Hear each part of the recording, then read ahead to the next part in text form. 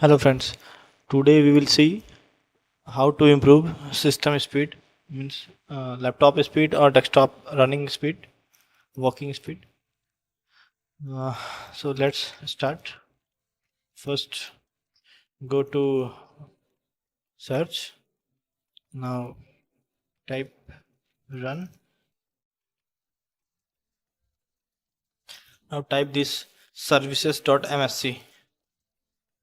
Services services .msc. Now you will get this screen. Now next go to Superfetch. Scroll down, you will find Superfetch. This one. Click over this. Now click on this button, stop device. Okay. Now go to this show oblique hide action pane. Click over this. Now there is an option services local and Superfetch more actions. Click on more actions. Now you will be able to see properties.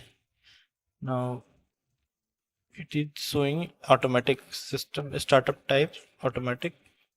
Disable it, and now apply this one. Now just close this window and restart your system. Thank you.